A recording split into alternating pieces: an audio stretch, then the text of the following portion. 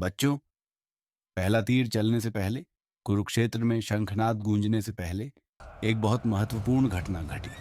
एक योद्धा टूट गया और एक दिव्य मार्गदर्शक ने सत्य कहा। अर्जुन कांपती आवाज में, हे कृष्ण, रथ रोक दीजिए, मेरे हाथ कांप रहे हैं, मेरा गांडीव फिसल रहा है। मेरे सामने जो खड़े हैं वे मेरे शत्रु नहीं हैं, वे मेरे पितामह भीष्म हैं, मेरे गुरु द्रोणाचार्य हैं, मेरे अपने भाई बंधु हैं।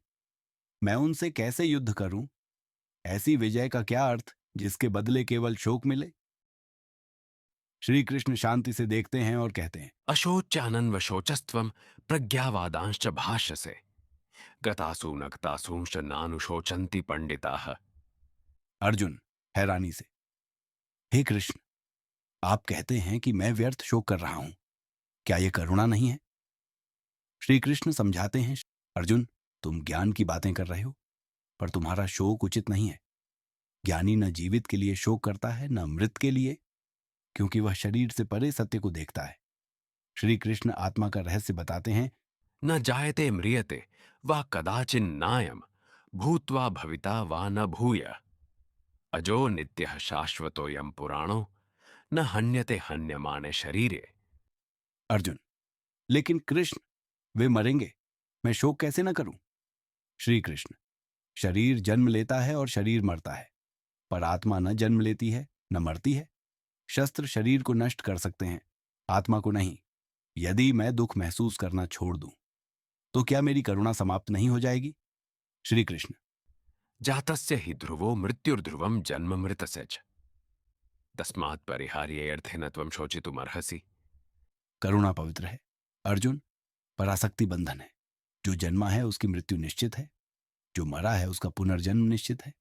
जो टाला नहीं जा सकता, उस पर शोक मन को भ्रमित करता है। अर्जुन, तो क्या मुझे धनुष त्याग देना चाहिए? क्या युद्ध से दूर जाना शांति नहीं है?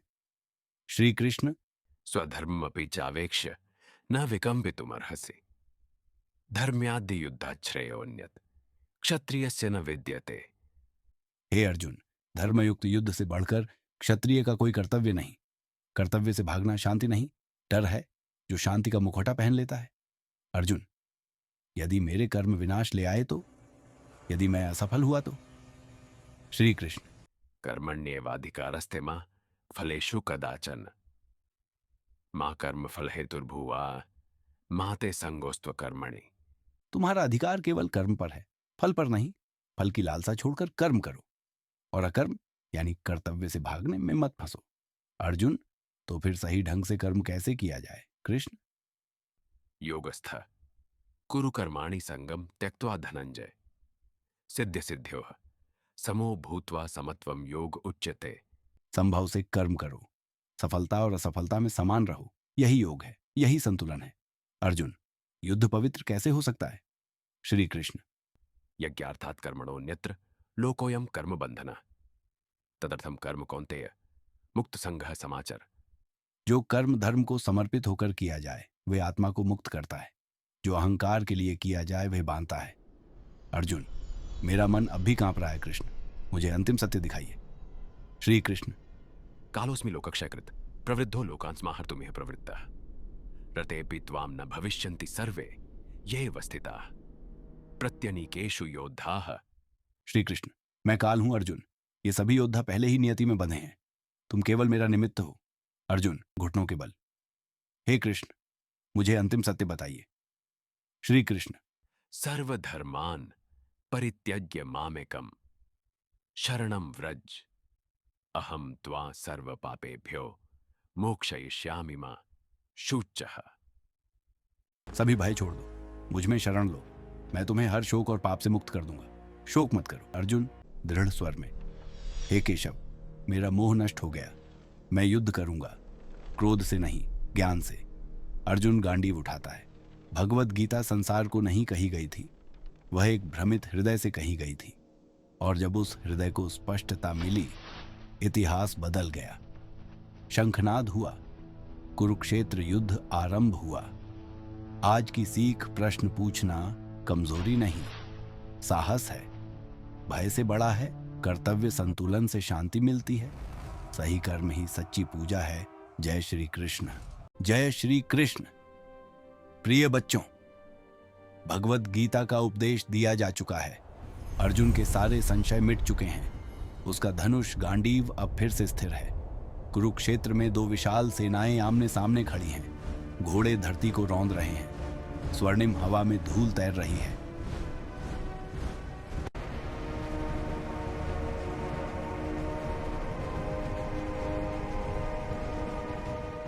फिर भी युद्ध शुरू नहीं होता, क्योंकि भीष्म पितामह ने अभी तक शंखनाद नहीं किया है।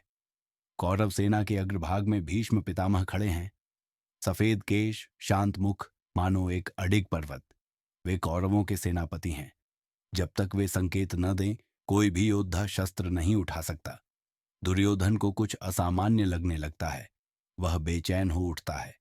तभी युधिष्ठिर अपने रथ से उतरते हैं। सारे युद्ध क्षेत्र में सन्नाटा छा जाता है। निहत्थे वे मृत्यु के मैदान को पार करते हुए शत्रु सेनापति की ओर बढ़ते हैं।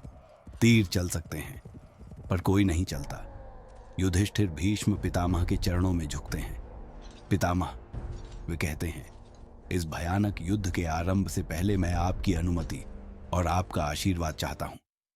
भीष्म की आंखें नम हो जाती हैं। वत्स, भीष्म कहते हैं, धर्म का मार्ग चुनकर तुम पहले ही विजयी हो चुके हो। वे आशीर्वाद देते हैं, सत्य तुम्हारी रक्षा करे, धर्म सदैव तुम्हारे साथ रहे।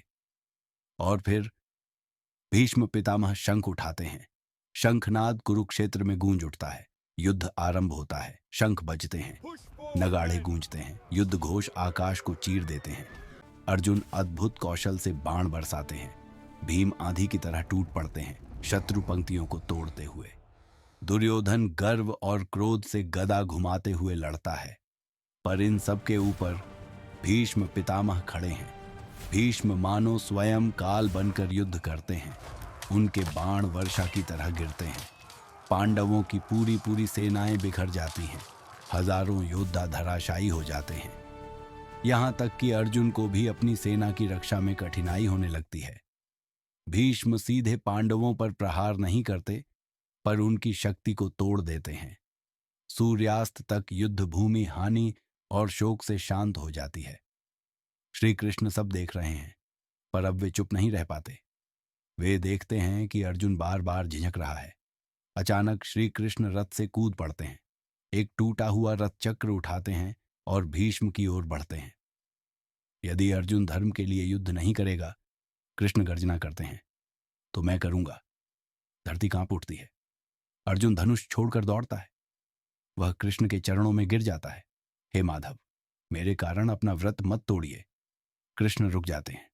अर्जुन उठता है, नेत्र स्पष्ट मंदिर, मैं युद्ध करूंगा।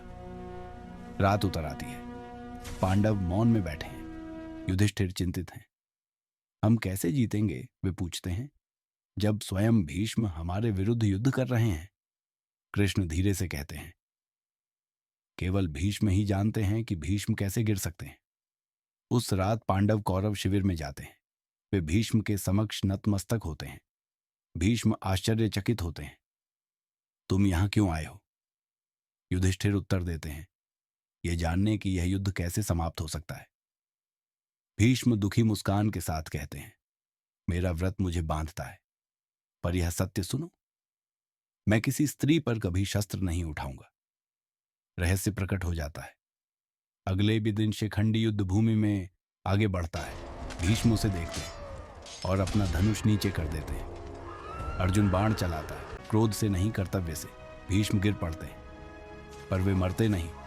वे शरों की शैया पर शांत लेटे हैं, उनका शरीर बाणों से सहारा पाए हुए। उनका मुख शांत है। युद्ध रुक जाता है। भीष्म कहते हैं, मैं मरा नहीं हूं, मुझे इच्छा मृत्यु का वरदान प्राप्त है। मैं इस शरीर का त्याग तभी करूंगा जब युद्ध समाप्त हो जाएगा और सूर्य उत्तरायण होगा। सभी योद्धा मौन हो जाते हैं। सबसे पहले पांडव आगे बढ़ते हैं। वे गहरे झुकते हैं। श्री कृष्ण आगे बढ़कर प्रणाम करते हैं। आपका कर्तव्य पूर्ण हुआ पितामह। भीष्म मुस्कुराते हैं।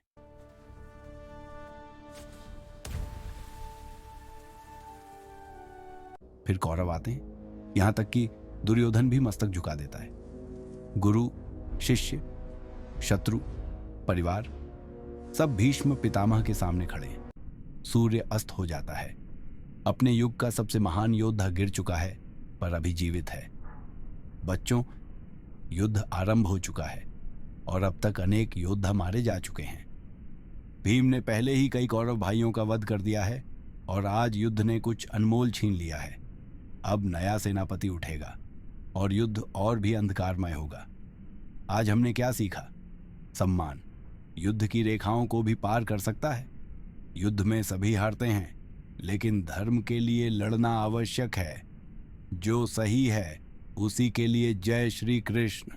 जय श्री कृष्ण। प्रिय बच्चों, महायुद्ध का पहला दिन समाप्त हो चुका था। भीष्म पितामह तीरों की शैया पर लेटे थे, जीवित परंतु युद्ध से बाहर। रणभूमि कुछ क्षणों के लिए शांत थी, लेकिन शोक के लिए युद्ध कभी नहीं रुकता। भीष्म के युद्ध करने में असमर्थ होते ही कौरवों के सामने एक कठिन प्रश्न खड़ा हो गया। जब सबसे महान योद्धा गिर गया हो तो सेना का नेतृत्व कौन करेगा? सबकी दृष्टि एक ही व्यक्ति पर जाकर ठहर गई। द्रोणाचार्य, हस्तिनापुर के राजगुरु, पांडवों के भी गुरु, कौरवों के भी गुरु। द्रोणाचार्य यह पद नहीं चाहते थे, उनका हृदय भारी था, लेकिन कर्तव्य ने पुकारा। दुर्योधन ने झुककर कहा, गुरुदेव, सेना का नेतृत्व कीजिए, हस्तिनापुर की रक्षा कीजिए। वे जानते थे कि यह युद्ध अधर्म का है। वे अपने कर्तव्य से मुंह नहीं मोड़ सकते। और इस प्रकार द्रोणाचार्य कौरव सेना के सेनापति बने। अब तक कर्ण युद्ध में नहीं उतरे थे। भीष्म ने उन्हें युद्ध करने की अनुमति नहीं दी थी। अब कर्ण आगे बढ़े। उन्होंने द्रोणाचार्य के चरणों में प्रणाम किया। गुरुदेव, उन्होंने कहा, मुझे युद्ध करने की अनुमति दीजिए। द्रोणाचार्य ने सिर हिला दिया। सूर्यपुत्र योद्धा रणभूमि में कुतर आया। युद्ध और भी भीषण हो गया। द्रोणाचार्य एक सत्य भली भांति जानते थे, जब तक युधिष्ठिर जीवित हैं, पांडव कभी नहीं टूटेंगे। दुर्योधन ने प्रस्ताव रखा, यदि आप युधिष्ठिर को बंदी बना लें तो मैं वचन देता हूं, मैं उन्हें नहीं मारूंगा और युद्ध समाप्त हो जाएगा। द्रोणाचार्य को लगा कि शायद कुछ भूमि देकर विवाद सुलझाया जा सकता है। उन्होंने कहा, मैं अपने शिष्यों का वध नहीं करूंगा, परंतु मैं उनके राजा को बंदी अवश्य बनाऊंगा। इसी उद्देश्य से उन्होंने चक्रव्यूह की रचना का आदेश दिया। योद्धाओं का घूमता हुआ घातक घेरा, जिससे निकलना लगभग असंभव था। इस रहस्य को केवल अर्जुन और श्री कृष्ण जानते थे। दुर्योधन ने त्रिगर्त देश के राजा सुशर्मा से कहा कि वह अर्जुन को युद्ध की चुनौती दे और उन्हें मुख्य रणभूमि से दूर ले जाए। अगली सुबह सुशर्मा ने अर्जुन को ललकारा। अर्जुन को स्वीकार करना ही पड़ा। कृष्ण को संकट का आभास हुआ, लेकिन भाग्य उससे भी तेज चल पड़ा। कौरवों ने मुख्य युद्ध भूमि से दूर एक बड़ा मोर्चा खड़ा कर दिया। युधिष्ठिर के रक्षक अर्जुन वहां खिंच गए। केंद्र असुरक्षित रह गया और तभी द्रोणाचार्य ने संकेत दिया। चक्रव्यूह बन गया। पांडव घबरा गए। युधिष्ठिर, भीम, नकुल और सहदेव, किसी को भी उसे तोड़ना नहीं आता था। अब क्या करें? वे पुकार उठे। तभी एक युवा स्वर गूंजा, मैं भीतर प्रवेश करना जानता हूं। वह अभिमन्यु था, अर्जुन का पुत्र, कृष्ण का भतीजा, मात्र 16 वर्ष का। उसने यह विद्या मां सुभद्रा के गर्भ में ही सीख ली थी। बाहर निकलने का मार्ग वह नहीं जानता था, फिर भी वह डगमगाया नहीं। भीम ने कहा, चिंता मत करो, तुम हमें भीतर पहुंचा दो, हम चक्रव्यूह तोड़ देंगे। अभिमन्यु साहस के धूमकेतु की तरह चक्रव्यूह में प्रवेश कर गया। लेकिन शिवजी से वरदान प्राप्त जयद्रथ ने चारों पांडवों को अकेले ही रोक लिया। भीतर अभिमन्यु सिंह की भांति लड़ा। एक एक कर महान योद्धा पीछे हटते गए। द्रोणाचार्य विस्मय में देख रहे थे। कर्ण भी स्तब्ध रह गए। लेकिन केवल साहस पर्याप्त नहीं था। कौरवों ने सभी नियम तोड़ दिए। उन्होंने एक साथ आक्रमण किया, चारों ओर से, धर्म विरुद्ध अस्त्रों के साथ। अभिमन्यु का धनुष टूट गया, रथ चकनाचूर हो गया। फिर भी वह लड़ा, रथ के पहिए से, मुट्ठियों से और अंतिम श्वास तक। अंततः वह वीर गिर पड़ा। रणभूमि ठहर गई। युद्ध ने एक सीमा लांघ ली थी। जब अर्जुन लौटे और अपने पुत्र का निर्जीव शरीर देखा तो उनकी चीख से धरती कांप उठी। उन्होंने अस्त होते सूर्य के सामने प्रतिज्ञा ली, कल सूर्यास्त से पहले मैं जयद्रथ का वध करूंगा, जिसने मेरे पुत्र को घेरवाया। अन्यथा मैं अग्नि में प्रवेश कर जाऊंगा। युद्ध थम सा गया। सब जानते थे यदि अर्जुन असफल हुए तो पांडवों की आशा टूट जाएगी। अगले दिन कौरवों ने जयद्रथ को छिपा लिया, योद्धाओं के पीछे, ढालों के पीछे, भय के पीछे। समय फिसलता गया, सूर्य ढलने लगा। तभी कृष्ण ने एक अद्भुत कार्य किया। उन्होंने माया रची, सूर्यास्त का भ्रम उत्पन्न कर दिया। जयद्रथ मुस्कुराया और उसी क्षण अर्जुन ने बाण छोड़ दिया। कृष्ण ने माया हटा ली, सूर्य अब भी आकाश में था। जयद्रथ गिर पड़ा। अर्जुन की प्रतिज्ञा पूर्ण हुई, पर युद्ध को और रक्त चाहिए था। द्रोणाचार्य अजेय हो उठे, पांडव टूटने लगे। तभी कृष्ण ने भीम से धीरे से कहा, उस हाथी को मारो भीम। भीम बोले, क्यों कृष्ण? कृष्ण ने कहा, क्या तुम उसका नाम जानते हो? उसका नाम है अश्वत्थामा। भीम समझ गए। उन्होंने गदा फेंकी, हाथी गिर पड़ा। भीम गरज उठे, मैंने अश्वत्थामा को मार दिया, मैंने अश्वत्थामा को मार दिया। द्रोणाचार्य स्तब्ध रह गए। वे युधिष्ठिर के पास पहुंचे। क्या यह सत्य है? उन्होंने पूछा। युधिष्ठिर ने सिर झुकाकर धीमे से कहा, अश्वत्थामा मारा गया है। हाथी। द्रोणाचार्य ने केवल पहला वाक्य सुना, उनका धनुष हाथ से छूट गया, उनका संकल्प टूट गया। उसी क्षण धृष्टद्युम्न, जो द्रोण के वध के लिए जन्मा था, ने अपना भाग्य पूरा किया। द्रोणाचार्य गिर पड़े। एक गुरु, एक पिता, एक त्रासदीपूर्ण योद्धा।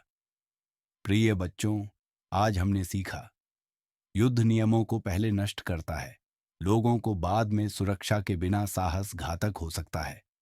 अन्यायपूर्ण विजय गहरे घाव छोड़ जाती है। जब आसक्ति बुद्धि पर हावी हो जाए तो महानतम गुरु भी गिर सकते हैं। कुरुक्षेत्र का युद्ध अब व्यक्तिगत हो चुका था और आने वाले दिन और भी अंधकारमय थे। जय श्री कृष्ण, जय श्री कृष्ण। प्यारे बच्चों, कुरुक्षेत्र का युद्ध अब अपने सबसे अंधकारमय चरण में प्रवेश कर चुका था। दो महान सेनापति गिर चुके थे। भीष्म पितामह बाणों की शैया पर लेटे थे और समस्त आर्यों के महान गुरु द्रोणाचार्य अपने दुखद अंत को प्राप्त हो चुके थे।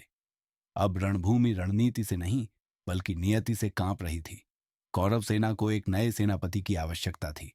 सभी की दृष्टि एक ही योद्धा पर जाकर ठहर गई, कर्ण, सूर्यदेव का पुत्र, अतुलनीय दानवीर। एक ऐसा वीर जिसने जीवन भर स्वयं को सिद्ध करने का संघर्ष किया। दुर्योधन आगे बढ़ा और बोला, मित्र कर्ण, अब कौरव सेना तुम्हारी है, हमें विजय तक पहुंचाओ। कर्ण ने शांत भाव से स्वीकार किया। वह जानता था यह युद्ध सब कुछ तय करेगा, लेकिन नियति आगे बढ़े उससे पहले हमें कर्ण के अतीत की एक घटना याद करनी होगी। बहुत समय पहले स्वयं इंद्र देवताओं के राजा और अर्जुन के पिता भेष बदलकर कर्ण के पास आए। इंद्र जानते थे कि कर्ण अपने दिव्य कवच और कुंडल से सुरक्षित है, वही कवच और कुंडल जो उसे लगभग अजेय बनाते थे। इंद्र ने दान मांगा। कर्ण ने सत्य पहचान लिया। वह समझ गया कि यह दान उसके जीवन की कीमत बन सकता है। फिर भी उसने क्षण भर भी संकोच नहीं किया। मुस्कुराते हुए उसने अपना कवच और कुंडल काटकर दान में दे दिए। उसकी उदारता से प्रभावित होकर इंद्र ने उसे एक वरदान दिया, एक दिव्य अस्त्र, शक्ति अस्त्र, जो कभी लक्ष्य चूकता नहीं था, पर केवल एक बार ही प्रयोग किया जा सकता था। कर्ण ने उस अस्त्र को केवल एक उद्देश्य के लिए सुरक्षित रखा, अर्जुन वध।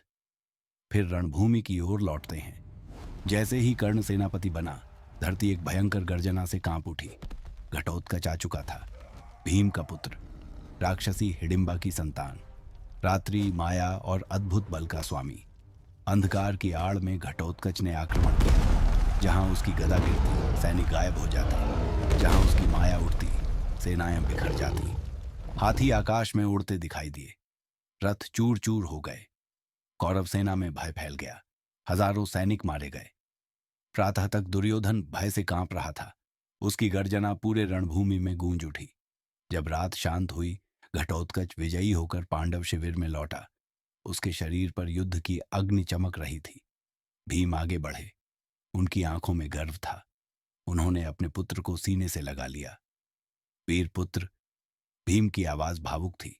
घटोत्कच ने युधिष्ठिर को प्रणाम किया, अर्जुन को नमस्कार किया और फिर श्री कृष्ण के सामने हाथ जोड़कर खड़ा हो गया। कृष्ण ने उसे गहराई से देखा। मानो वे पहले से जानते हों कि भाग्य क्या लिख चुका है। आज विश्राम करो, कृष्ण ने शांत स्वर में कहा। कल तुम्हारी फिर आवश्यकता पड़ेगी। अगले दिन जब सूर्य आकाश में ऊंचा चमक रहा था, घटोत्कच फिर रणभूमि में उतरा, इस बार दिन के उजाले में।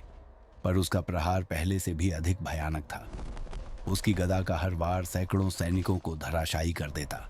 उसकी गर्जना से कौरव सेना का साहस टूटने लगा। हजारों सैनिक गिरने लगे। दुर्योधन भय से कांप उठा। यदि यह ऐसे ही चलता रहा, वह चिल्लाया, तो आज ही युद्ध समाप्त हो जाएगा और हम हार जाएंगे। वह तुरंत कर्ण के पास गया। कुछ करो, उसे रोक दो। कर्ण शांत खड़ा सब देख रहा था। मेरे पास एक दिव्य अस्त्र है, उसने धीरे से कहा, शक्ति अस्त्र, पर मैं उसे अर्जुन के लिए बचाकर रखा हूं। दुर्योधन की आवाज घबराहट से भर गई। यदि घटोत्कच अभी नहीं रुका तो अर्जुन तक पहुंचने का अवसर ही नहीं बचेगा। वह अभी युद्ध समाप्त कर देगा। कर्ण समझ गया, यह वह क्षण था जहां भाग्य निर्णय ले रहा था। यदि वह अस्त्र नहीं चलाता तो कौरव सेना नष्ट हो जाती। यदि वह चलाता तो अर्जुन को मारने का उसका एकमात्र अवसर समाप्त हो जाता। कुछ क्षणों के लिए कर्ण ने आंखें बंद की। फिर उसने शक्ति अस्त्र उठा लिया। आकाश में बिजली चमकी। दिव्य अस्त्र सीधा घटोत्कच की ओर बढ़ा। वह उसके वक्ष में लगा। महान योद्धा डगमगाया, और जब वह धरती पर गिरा तो कौरव सेना के ऊपर गिरा। हजारों सैनिक उसके नीचे दबकर समाप्त हो गए। धरती कांप उठी। मौन छा गया। भीम दौड़कर आए। उनका हृदय टूट चुका था। पुत्र, उन्होंने धीमे स्वर में कहा, पर उनके पास खड़े श्री कृष्ण मुस्कुरा रहे थे। वह क्रूर मुस्कान नहीं थी, न ही आनंद की, वह संतोष की मुस्कान थी। भीम ने आश्चर्य से पूछा, ऐसे समय में आप मुस्कुरा कैसे सकते हैं? कृष्ण ने शांत स्वर में कहा, कर्ण ने जो अस्त्र आज चलाया वह अर्जुन के लिए रखा गया था। वह केवल एक बार ही चल सकता था। अब वह समाप्त हो चुका है। भीम समझ गए, घटोत्कच ने केवल वीरता से युद्ध नहीं लड़ा, उसने अपने प्राण देकर अर्जुन का जीवन बचा लिया। अगले दिन दो महान धनुर्धर आमने सामने खड़े थे, अर्जुन और कर्ण। उनके बाण गरजते बादलों की तरह टकराए। धरती कांप उठी। उसी समय भीम की दृष्टि दुशासन पर पड़ी, वही दुशासन जिसने द्रौपदी का अपमान किया था। भीम ने अपनी प्रतिज्ञा स्मरण की। भीषण गदा युद्ध आरंभ हुआ। अंततः दुशासन गिर पड़ा। भीम ने अपनी प्रतिज्ञा पूरी की।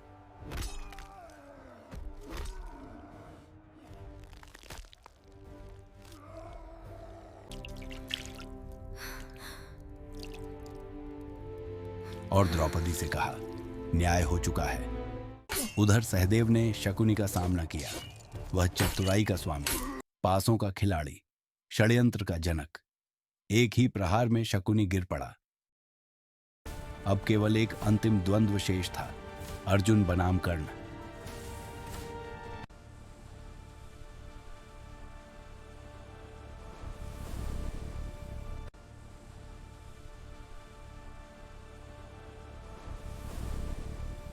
युद्ध के बीच कर्ण के रथ का पहिया भूमि में धंस गया। उसने समय मांगा। कृष्ण ने शांत स्वर में कहा, जब धर्म का उल्लंघन हो चुका हो तब दया का स्थान नहीं रहता। अर्जुन क्षण भर रुका, फिर उसने अपना कर्तव्य स्मरण किया। बाण छूटा, कर्ण गिर पड़ा। एक महान वीर, राजसी जन्म, तिरस्कार भरा जीवन और अंत तक निभाई हुई निष्ठा। रणभूमि मौन हो गई। प्यारे बच्चों, आज की कथा हमें सिखाती है, महान उदारता भी गलत पक्ष का समर्थन नहीं छिपा सकती। धर्म के बिना शक्ति विनाश बन जाती है। बलिदान के माध्यम से भी धर्म की रक्षा होती है। और सच्चे वीर केवल बल से नहीं, सत्य से याद किए जाते हैं। युद्ध अभी समाप्त नहीं हुआ था, एक अंतिम संग्राम शेष था। भीम, दुर्योधन और धर्म का अंतिम निर्णय। अगली कथा में फिर मिलेंगे। जय श्री कृष्ण। जय श्री कृष्ण।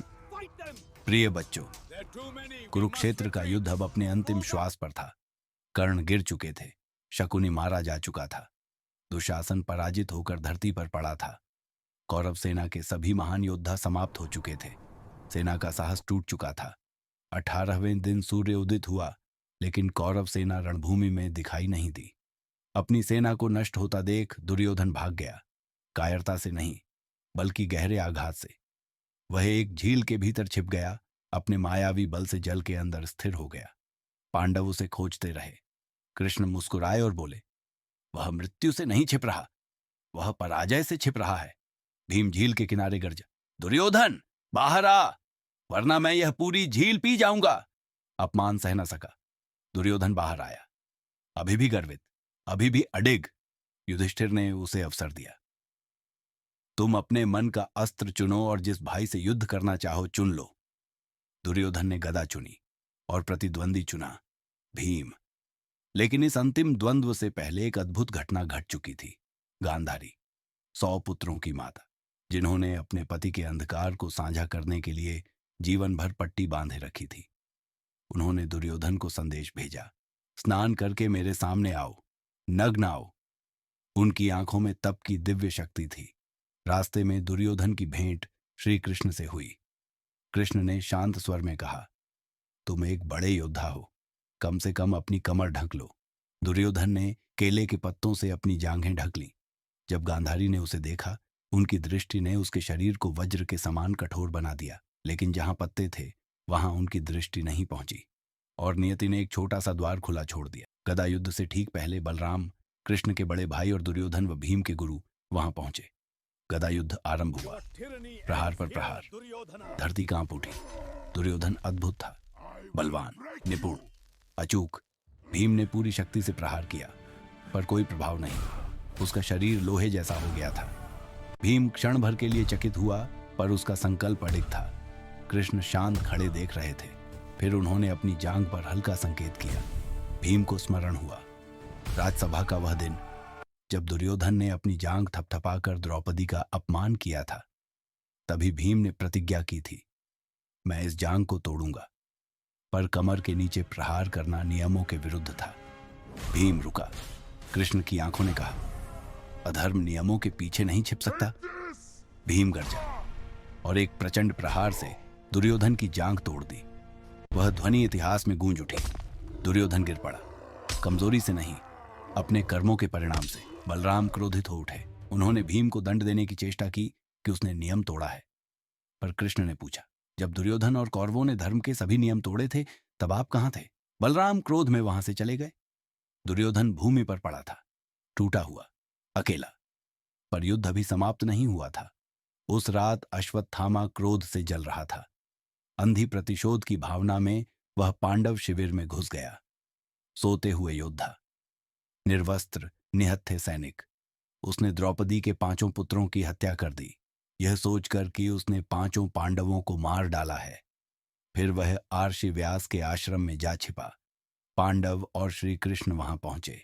भीम और अर्जुन ने उसे बाहर आने की चुनौती दी। क्रोध में अश्वत्थामा ने दिव्य अस्त्र छोड़ दिया। उत्तर में अर्जुन को भी अपना ब्रह्मास्त्र चलाना पड़ा। आर्षि व्यास प्रकट हुए। उन्होंने दोनों अस्त्र रोक दिए।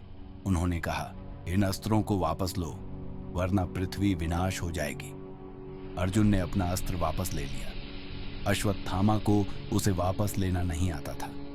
उसने उसे उत्तर की कोख की ओर मोड़ दिया, जहां अभिमन्यु का अजन्मा पुत्र पल रहा था। श्री कृष्ण आगे आए। उन्होंने उस बालक की रक्षा की। वह बालक आगे चलकर परीक्षित कहलाया। अश्वत्थामा से उसका दिव्य मणि छीन लिया गया। कृष्ण ने उसे श्राप दिया कि वह युगों तक पृथ्वी पर पीड़ा में भटकेगा। पांडव वंश बच गया, धर्म बच गया। जब पांडव हस्तिनापुर लौटे, धृतराष्ट्र ने उनका स्वागत किया। उन्होंने विशेष रूप से भीम को गले लगाने की इच्छा जताई। कृष्ण ने उनकी भावना भांप ली और भीम के स्थान पर लोहे की प्रतिमा रख दी। धृतराष्ट्र ने उसे गले लगाया और पूरी शक्ति से दबा दिया। प्रतिमा चूर चूर हो गई और उसी क्षण उनका क्रोध भी टूट गया। क्रोध की जगह शोक ने ले ली। कुछ समय बाद धृतराष्ट्र गांधारी और कुंती वन की ओर चले गए। हस्तिनापुर नई पीढ़ी को सौंप दिया गया। कुरुक्षेत्र शांत था। पांडव जीत चुके थे, लेकिन किस मूल्य पर? न कोई उत्सव, न कोई उल्लास, केवल राख, केवल सीख।